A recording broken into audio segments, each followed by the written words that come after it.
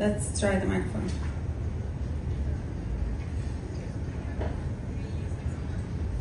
Thank you. I joined Brave New Films 2 months ago.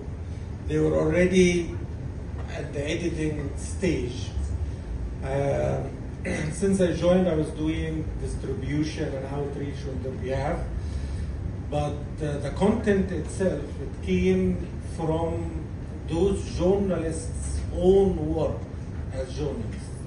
And the difference I think the director makes is that he humanizes the stories by starting way before their killing, to put their life in context, to put them with their families, so that the viewer can actually relate and sympathize a lot more than many of the mainstream arts community and media community are treating the war in Gaza.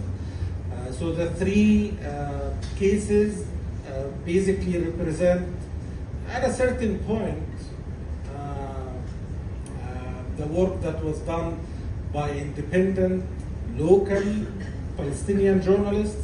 There was Al Jazeera journalist, but we also worked with Al Jazeera to try to highlight their story. They provided some of the footage, and the families and the press freedom groups provided some of the footage as follow-up, in addition to the ones that the journalists themselves produced and made available online on social media. Now, when we say at the beginning that the goal was to put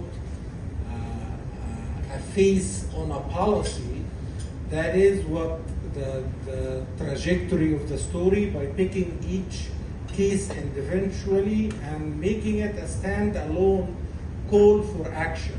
So each of those stories, once you learn about them, you learn about their family and their work, there is a follow-up immediately demanding one action to be done in terms of accountability.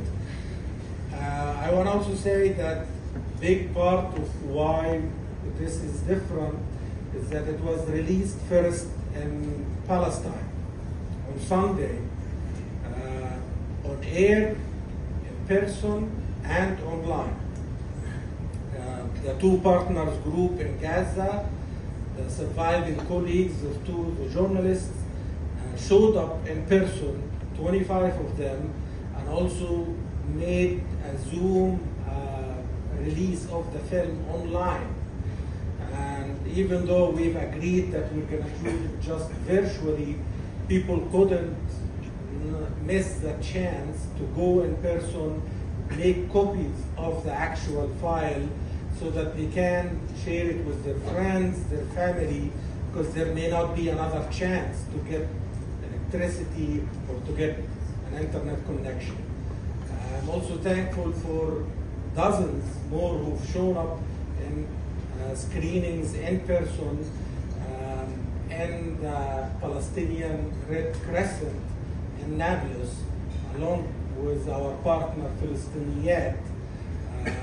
Many of them were women journalists from the occupied territories who came together for the screening and talked to the media, local media, about their impressions and how appreciative they were that it first came to them to be shown before it was shown in Washington. Lastly, I want to say that we are trying to reach also partners in Israel, and next week we are starting the premieres in Tel Aviv, in Jerusalem, along with partners who are also speaking up and taking a risk to showing this film in Israel, including Culture of Solidarity, House of Solidarity, including House Radical or Beit Radical, including Amal student group, and Standing Together and others who over the course of next month will also show this film in Hebrew and present it in Hebrew media.